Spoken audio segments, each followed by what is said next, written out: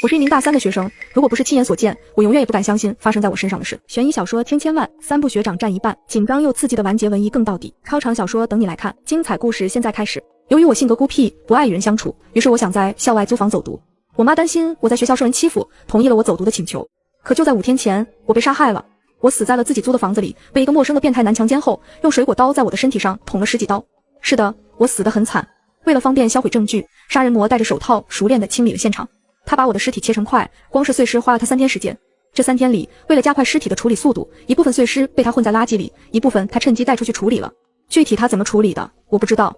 不过还有一部分被他吃进了肚子里，其心理变态程度可想而知。全国这么多人，这种极度变态的杀人魔偏偏被我遇上了。而就在我失踪的第2天，我妈就已经给我报了警。第3天，警方才派人手来我所住的小区搜查。这时候我早死透了，可我的灵魂被困在我所住的房子里。我只能眼睁睁看着自己被杀害的全过程，看着凶手处理尸体时的变态和兴奋。警察赶来的时候，现场早就被杀人魔处理得干干净净。很显然，他的作案手法十分娴熟，对人杀人很有经验。有些细心的警察发现锅有用过的痕迹，而且查过监控，这些天我都是正常出入，所以他们笃定我没有失踪。他们联系我妈，通过监控有看到我进出小区，告诉我妈不用担心。我妈松了一口气，给我发了条信息：露露，学习不要太累了，有什么事情一定要跟妈妈说，看到妈妈信息要记得回。可惜我死了，我再也回不了妈妈的信息了。后来几天内，这个杀人变态穿着我的衣服，戴着假发，伪装成我的样子出入小区。我没想到我孤僻的性格竟然让他钻了这么大一个空子，没有任何一个人发现异常。我死后第5天，他把我的尸体处理干净后，伪装成我的样子出了小区，然后没有回来。我想，我怎么死的，永远都不会有人知道了。可就在凶手离开的那天，我眼前一黑，醒来的时候，我正躺在我房间的大床上。我还以为自己是灵魂状态，可当我起来摸到被子的那种真实触感，我身体猛地一愣。我没死。我看着桌子上的新买的水果刀，确定了我没有像电视里回到被杀之前，但我确确实实是活着的。我有心跳。接受这个现实之后，随之而来的是恐惧、害怕、不安。我手颤抖着掐了自己一把，被掐的手臂上以肉眼可见的速度红了起来。我看着我的手，想起那个杀人魔像宰杀牲畜一样用刀砍着我的手，我身体忍不住颤抖，因为我活过来了，这比我死了更让我害怕。我打量着这个熟悉又陌生的地方，那个杀人魔在这个地方待过，恐惧充斥着我的大脑。我真的好害怕，虽然灵体状态已经看到他走远，但我不敢保证他今晚会不会又回来这里。毕竟他把作案痕迹处理得一干二净，想要把他绳之以法并不是一件容易的事，他一定还能逍遥法外很长一段时间。我在床上瑟瑟发抖着，眼睛死死盯着房间门外，生怕下一秒那个变态就折返回来了。事实好像正在朝我最害怕的方向发展，因为我听到外面的门好像被打开了，外面的天快要黑了，我的心提到嗓子眼，隐隐有脚步声靠近，我的心也越跳越快。只听见门把手咔嗒一声，我的房间门被打开了。我一脸惊恐，身体颤抖得越来越厉害，嘴里发不出一丝声音。露露，说话的人是我妈。看见我妈的瞬间，我立马安心下来，委屈全部涌上心头，眼泪止不住往下流。妈，我冲上去抱着妈妈，在她怀里哭泣。怎么了，露露？这些天怎么不接我电话，信息也不回？我还以为是你学习太忙了。妈妈的唠叨在耳边响起，我却一点不觉得烦，只觉得好安心。妈妈真的是世界上最爱我的人了。我手机坏了，我哽咽着，根本说不出几句话。手机坏了，至于哭成这样啊？坏了，妈再给你买一个就好了。好了，别哭了，妈就是担心你过来看看你。我突然反应过来，这个地方现在还很危险，那个变态行踪不定，我很担心我妈的安危。我有些着急，赶忙拉着妈妈往外走。怎么了，露露？去哪儿啊？我着急，随口编了个理由。我今天心情不好，妈妈陪我去逛逛好不好？我妈有些不理解，挣开我拉着她的手，看向厨房。露露，你晚饭吃了没？不饿。妈今天就待在这儿，给你做饭吃，你想吃什么就在家吃，别老吃外面那些不干净的。我有些着急的往外看了看，我妈还在往厨房的方向走。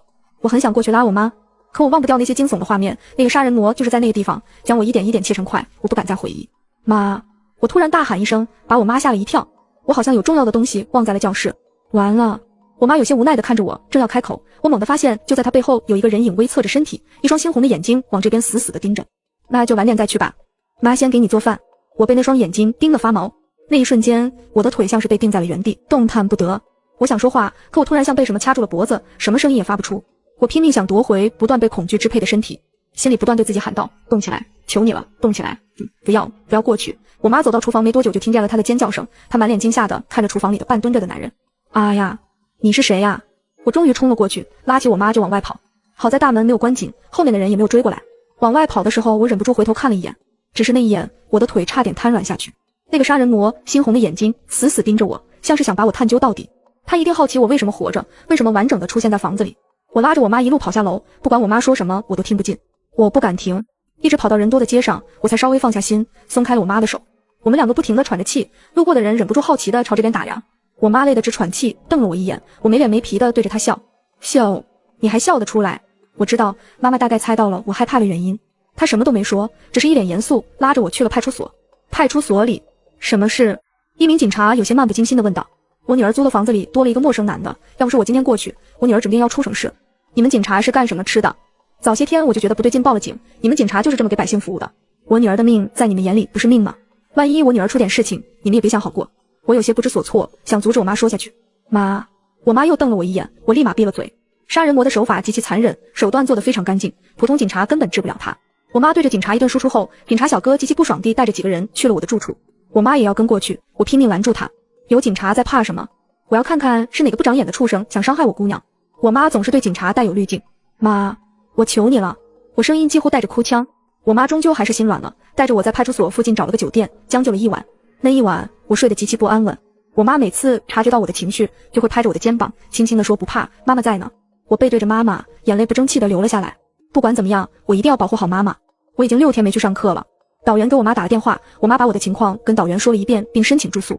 确实，学校人多，而且还有保安，你女儿在学校住会比在外租房安全得多。那就麻烦老师了。挂完电话后，我妈说我还得回去租房的地方搬一下东西，因为警察今天联系我们，说他们的人在房子里装了监控。昨天晚上过去搜的时候，并没有发现什么可疑的人。对于这个结果，我当然是在意料之中的。妈，那里的东西就不要了，一些衣服、被褥什么的重新买就好了。我看到你还有电脑和书放在那，这个要去拿的呀。我妈觉得太浪费钱，我找时间让房东帮我拿一下，这段时间我也用不上电脑，我不急着用的。我妈点点头，说出去买饭回来吃。我待在酒店里，思考着发生在我身上匪夷所思的事情。想着想着，兴许是昨天晚上没休息好，我又睡着了。再醒来时，已经过去2个小时，我妈还没回来。我心下一惊，立马穿上衣服出去找她。我边走边拿我妈给我的备用机给她打电话，嘟嘟，电话没接。可没一会儿，电话打了回来。喂，接电话的是男生，低沉嘶哑。我的心瞬间凉了半截。见我不说话，对方又开口：你妈已经死了，想要她的尸体完好无损，晚上一个人来找我。说完，电话挂了。事发突然，我大脑一片空白，愣在原地，手机从我的手里滑落，久久不能回神。怎么会？他怎么敢？他怎么敢？我的眼泪不受控制，在路人的注视下痛哭了起来。我好像越是害怕，他越是嚣张。那一刻，我觉得自己好渺小，我妈的生命也很渺小。同样是人，她却可以像踩死一只蚂蚁一样轻易地杀死任何一个人。对于恶魔来说，杀人这种小事不痛不痒。调整好状态后，我去买了一些东西，刀、辣椒水，还有我从学校实验室里拿了一小瓶硫酸。我已经做好了赴死的打算。在此之前，我发了一条短信给一名男警察，但是这次报警的时候，我妈加了好友。晚上10点，我根据那个杀人魔发的地址来到了一家饭店。这里很偏僻，但是饭店看上去并没有任何异常，里面还有正在吃饭聊天的客人。荣家菜馆，我心里默念着，记下了这个地方。杀人魔给我发了一条信息：我饿了。我冷笑一声，因为我知道他现在就躲在某个暗处盯着我的一举一动。去荣家菜馆打包饭菜，我按照他的要求点了2荤1素。打包后，我又来到了不远处的老房子外。进来，房子里一片漆黑，我站在原地没动。放心，我不会对你做什么的，你不是想要你妈妈的全尸吗？进来，我带你去看。我关掉手机，看着前方一个诡异的人影手拿着蜡烛，挂着瘆人的笑，朝我一步一步走来。我承认，那一刻我还是害怕了。谁敢相信这个杀人魔的真面目是一个看上去60多的老人？我妈在哪？我极力克制自己，不让她看出我的害怕和恐惧。你别急，先进来把饭吃了。他的笑里藏刀，脸上的皱纹和伤疤挤在一起，看上去更加瘆人。我假装要走进去，经过他身边的时候，我身上不停冒冷汗。突然，我拿起我提前准备好的辣椒水，对着他脸上一顿喷。他似乎没料到我的举动，不过反应很快，用手挡着。我拿出刀，对准他的心脏，想狠狠刺下去。可我实在小瞧了他，他的力气大得可怕，手臂往我身上一甩，我直接摔倒了在了地上。但是他没有立马对我下死手，而是把我打晕拖进室内，把我囚禁在了地下。我醒来的时候，一股刺鼻的臭味混杂着浓重的血腥味往我鼻腔里钻。哦，我感到恶心，这股味道让我清醒了不少。我活了这么多年，杀过的人，吃过的人也不少。告诉我，你是谁？杀人魔的声音响起，我终于看清楚了周围。潮湿、脏乱，墙边有很多大大小小的坛子，四处都弥漫着一股臭味。我恶狠狠地盯着他。我活着就是为了拉你下地狱。他呵呵地笑着，从一旁的坛子里搬了一个出来。于是我就这样看着他从坛子里拿出一个人头。看清楚人脸的那一刻，我疯了。我剧烈挣扎着，手上的链子摩擦着我的皮肤，我却感受不到疼。啊呀，你怎么敢？你怎么敢？你这个恶魔！你畜生不如！我要杀了你！我就算死也要拉你垫背！真可笑，杀人魔的话怎么能信？在他眼里，我们不过是他的猎物，玩腻了就杀死。他根本不配为人。杀人魔呵呵笑着，下一秒他拿着头颅撕咬起来。这一幕，我相信没有几个人能扛得住。不知道过了多久，我已经筋疲力尽，我的嗓子哑了，眼泪也流干了。杀人魔笑得猖狂，看我的眼神就像是看食物。他凑近我，手在我身上游走，他嘴里一股糜烂恶臭的味道，恶心至极。杀了我！他停下了手里的动作，可憎的面容扯出一个诡异的笑。呵呵，好，我又死了。这一次我是带着绝望死的。他在我心口捅了一刀，我的血液流了一地。他的力气大得可怕，杀人的时候淡定的好像只是在杀一只鸡。我见过那种淡定，小时候我奶奶在乡下杀鸡割喉的时候也是像这样从容。原来世界上真的存在一丝人性都没有的人。我死后灵体在我死的地方飘荡了一会，我发现坛子里装的都是人体的不同器官，有头颅、四肢等等。我还看着他吃了我在荣家饭店打包的饭菜，拿着筷子酸吃饭的样子，就好像刚才拿着我至亲的头颅啃咬的人不是他。我气急败坏，想过去撕烂他虚伪的面具，可我看到他手里拿着的一张照片，我愣住了。一家4口，其乐融融，杀人魔也配有人性，哈哈哈哈！我笑得魔怔，他配吗？下一秒，我眼前一黑，晕了过去。醒来的时候，我躺在酒店的大床上，我赶忙对着镜子里的自己打量一番，已经全然没有之前的狼狈，胸口也没有伤痕。我笑了，拿出一把刀往自己的手腕狠狠割了下去。不出我所料，没几分钟，伤口开始自动愈合，看不出任何痕迹。我想，一定是上天也看不下去杀人魔的所作所为。既然这么多年了，任他杀了这么多人，也拿他没办法，那就由我来替天行道。晚上，我来到荣家菜馆，老板娘热情地招呼我：“小姑娘，你老家是这边的？”我摇摇头，前天还看你来这买饭，以前可没见过你哩。我笑了笑，指着我眼前的菜：“你家的肉好吃。”老板娘看着我笑，脸上似乎有点心虚，眼神有些躲闪。哈哈，你喜欢吃就好嘞，这个肉都是新鲜的，上午才宰的一头猪。这时，外面来了位客人喊道：“老板，给我来份鸵鸟肉，我家闺女闹着要吃。”老板有些遗憾地告诉客人，鸵鸟肉已经卖完了，进的货还在路上，需要过几天再来买。鸵鸟肉，真可笑啊！客人驱车走了，看样子是赶了很久，来到这就为了买所谓的鸵鸟肉。等到了11点多，老板娘看我没走，过来告诉我他们要关门了。老板娘，我就是看你长得特别像我去世的母亲，所以这2天我总是想来这里吃饭。老板娘和老板对视一眼，我看出了他们的交流。哎，可怜的孩子，你现在就坐一会，我去给你倒杯热水啊。老板娘去倒了水给我，不过想也知道这杯水里加了什么料。我故意跟老板娘倾诉我的不幸遭遇，说自己母亲去世的早，父亲酗酒家暴，把我一个人丢在外面自生自灭。老板娘和老板越听越兴奋，嘴上却还是表现出对我的关心和心疼。我倾诉完后，拿起杯子里的水一饮而尽。没多久，我便趴倒在桌子上，不省人事。你把他带过去，让那死老头处理。老板点点头，背着我把我放到了面包车上。路上，我用早已准备好的钓鱼线在后座死死勒住他的脖子，他窒息而亡。随后我开着车回到了饭店后门。怎么这么快？老板娘看到车的灯光，有些疑惑。我没说话，悄悄下车，绕到车后。你个死脑筋，聋了！老板娘跟着我的身影，我转过身，老板娘看清了我的脸，她反应很快，撒腿就要跑。我比她更快，一脚踹在她身上，在她摔倒后，用钓鱼线在她的脖子上利落地绕了2圈。我用力勒着她的脖子，在她快要窒息的时候，突然放开她。她大口喘着气，老泪横流。她杀人的时候有没有想过自己也会有这一天呢？我冷冷地看着她，一把抓起她的头发，看到了没？那边的老房子。她哭着摇头，没有，我什么都不知道，我什么都不知道。看着她不知所措的样子，我忍不住笑了。既然她不想多说，留着也没有什么必要了，我给了她个痛快。饭店关了门，我把2人的尸体用店里的切割排骨的工具处理了，一直忙到天亮。我在门口挂了不营业的牌子。店里有2楼，我去这对夫妻的卧室里翻了个底朝天，终于找到了他们的证件。被我杀死的妇女叫王蓉，那个中年男叫李志强。结合我死后在杀人魔手里看到的照片，我推测杀人魔应该是中年男的亲人，又或者是父亲。店里的鸵鸟肉也被我翻了出来，原来根本不是卖断货，也不是什么进货来的。所谓的鸵鸟肉就是人肉。我看到了冰柜里放着的尸体，还没进行处理，只是裸着身体。从正面看，并没有发现伤口。然而当我把它翻过身，才发现背后全部被剖开了，脏器被掏空。见过完整的烤乳猪吗？把猪体内脏器掏空后，刷上油醋反复烤。这帮畜生把同类当成食物。尽管我刚才亲手杀了那对夫妻，可眼前的一幕还是让我胆颤心惊。那对夫妻是死有余辜，可其他人呢？现场没有留下我的指纹和脚印，这可要多亏了杀人魔，这招是跟他学的。我穿上李志强的衣服，李志强身高跟我差不多，为了装得更像，我穿上束胸，戴上口罩和眼镜，然后开着车把我刚刚切割好的肉装了一部分送过去。我开着车来到老房子前，敲了敲门，把肉放在旁边不显眼的草堆里，然后我就开着车绕了一大圈，车停在了不远处。天太黑我看不清，但隐隐约约的能看见门打开里面露出的光亮，随后又消失。我满意离去。如果他知道自己吃的肉是自己的儿子，会是什么反应？学校里，你终于来学校了，好久没看到你了。说话的人是我大学里交的最好的朋友吴梦。我摆了摆手，哎，别说了，都是泪啊。他追问我怎么了，跟我说说。我看了看他，委屈涌上心头，突然有种想把自己的事都告诉他的冲动。我还是克制住了，摔了一跤，在医院住了好几天，不过现在没什么大碍了。他松了口气，一边关心我，一边给我这些天上课的笔记。我看着他，犹豫了一下，说道：“对了，这些天晚上少出门，听说城西那边有个杀人犯，现在都还没抓到。”他惊讶地看着我，啊，真的假的？你听谁说的？我听医院的老人说的，警方封锁了消息，但还是走漏了一些风声。总之，你小心点，这段时间晚上最好不要出去，要是看到什么奇怪的人，一定要跟我说。他点了点头。过了2天，日子很平静，就好像没有人死去，也没有什么杀人犯。下午我上完课就去了寝室，我无心学习，一直在思考杀人犯的动机。吴梦给我发信息说他回家2天，所以这几天我都是一个人吃饭。我本来还是有点担心的，可他回家路上给我发了信息，到家了以后也给我打了视频电话，我悬着的心才放了下来。直到一天中午，我在教室上着课，突然几名警察进来，告诉老师他们要带走一名同学做调查。那个同学就是我。教室里的同学都茫然地看着眼前发生的一幕。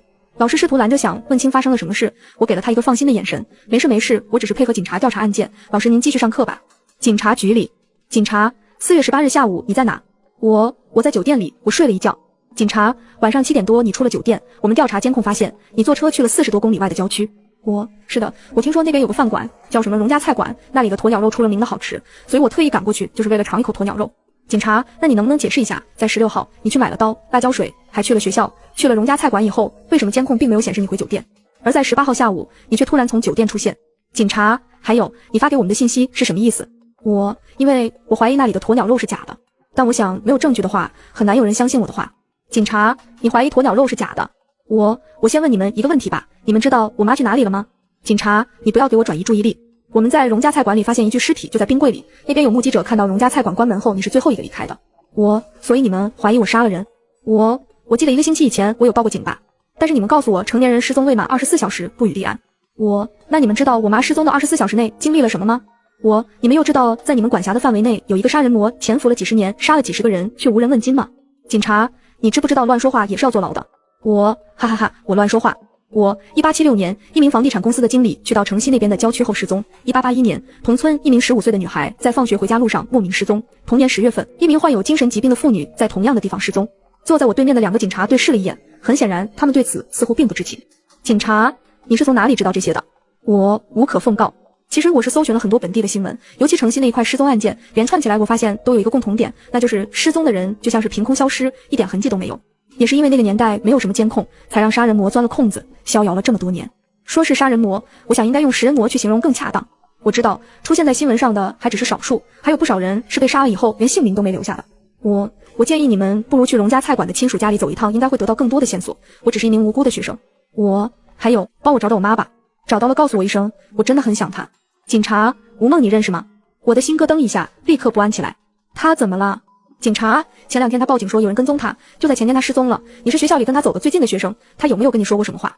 前2天报警，怎么可能？我有点语无伦次，声音颤抖。怎么可能？我昨天晚上还跟他视频电话了。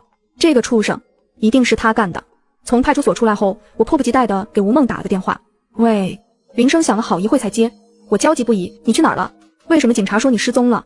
吴梦小声道：露露，我跟你说，昨天我回家路上，有个老人问我去医院的路，我好心给他指了路，但是他却硬拉着我要我送他过去，力气大得很。我感觉不对劲，就朝着人群喊他骚扰，他看人多才放开我，不然哪个老人这样拉人的？我猜到了是那个食人魔，紧张地问他，那你没事吧？你现在在哪里？他笑了笑，放心吧，那个可疑的老头在我家附近晃悠，我在外面找了个酒店住，我让我妈报警了。我松了口气，吴梦一直都很聪明，至少比我聪明警惕。那你千万小心，最好不要晚上出门，明天就回学校吧。好。我不能坐以待毙了，再这样下去，我身边的人都要惨遭毒手。也不知道是不是我说的话起作用了。第2天，警察去搜了荣家菜馆附近的老房子，但是回来给我的答案却是那些老房子住的都是一些年纪大的老人，没发现什么异常。我怒吼：这就是你们警察的办事能力吗？谁告诉你们年纪大不会杀人的？你们检查的结果让我怀疑，到底是你们能力有问题，还是根本不把人命当回事？2名警察强制我坐下，我被愤怒冲昏了头脑，根本难以冷静下来。这帮人带脑子出门了吗？他杀的人都进他肚子里了。食人魔知道吗？他是食人魔，他有个儿子叫李志强，儿媳叫王蓉，他们联合起来杀人、吃人肉、卖人肉。这么多年，你们竟然连这都查不出来，哈哈哈！我替那些死去的冤魂感到可悲。他们找了个女警安抚我情绪，我把发生在我身上的事都跟他说了一遍，他显然不信，觉得我疯了。李志强和王蓉是我杀死的，你知道吗？他一脸不可置信地看着我。后来他们把我关在一个房间里，我假借上厕所的间隙逃了出去。我不想等，杀人魔再逍遥几年就寿终正寝了，他怎么配？好人命短，坏人却长寿。晚上2点，我来到老房子前，一脚踹开破烂的木门，闯进里面，看见什么我就拿起来砸，把它里面翻了个底朝天，东西全部被我破坏。食人魔慢慢悠悠地从楼上下来，看见我的瞬间闪过一丝惊讶。死老头，你儿子的肉好吃吗？我笑得阴森。他迟疑了一会，像是突然想起了什么，才反应过来。你杀了我儿子。我笑得更厉害了，哈哈哈！果然是有其父必有其子，你儿子进了你肚子里，死了也安息了，哈哈。他的步伐加快，眼睛变得猩红。没几秒，他就冲到了我面前，我拿出准备好的粉末一甩，往旁边一躲，他扑了空。就在我准备一脚踹下去的时候，外面冲进来几个警察，把我按在地下。我眼睁睁看着男警察把食人魔扶起来，帮他拍身上的灰。食人魔卸下了伪装，站起来以后，对准扶着他警察的脖子狠狠咬了一口。我笑了。那名警察后来被送进医院，因为失血过多不治身亡。要不然怎么叫食人魔呢？他的牙齿异常尖利，咬的地方刚好是颈总动脉，而且咬的力度非常大，完全是下死口。我记得当时的血四处飞溅，食人魔的头发都被血液浸湿，几个警察都愣在原地。杀人魔被抓了。这件事引起了全国轰动，省外公安机构干预这起案件才终于水落石出。杀人魔对自己犯的罪供认不讳，甚至主动说出杀人时的细节和自己处理现场的手段。他回忆杀人的神情像是怀念又享受，变态至极。第一次审判时，就连法官都感到一阵寒栗。当然，他们也查出李志强和王蓉的死确实是我干的，并且帮我找到了我母亲的残骸，帮我进行了火化。有几对父母甚至特意千里迢迢就是过来感谢我，说我为他们的儿子女儿报仇。他们说我是英雄，女中豪杰。我并不想当什么英雄。审判结果出来后，食人魔判了死刑，而我被判了6年。杀死李志强和王蓉的凶手是我确实是有预谋的。对于这个结果，我当然也不例外。可我还是觉得太便宜食人魔了，怎么能让他死得这么痛快？后来我进了监狱，用利器自杀了。在复活的时候，我就在食人魔关押的单间。他看到我的瞬间，想大喊出声，我抢先一步，死死捂住他的嘴，用身上的利器一刀一刀划在他的脸上、身上。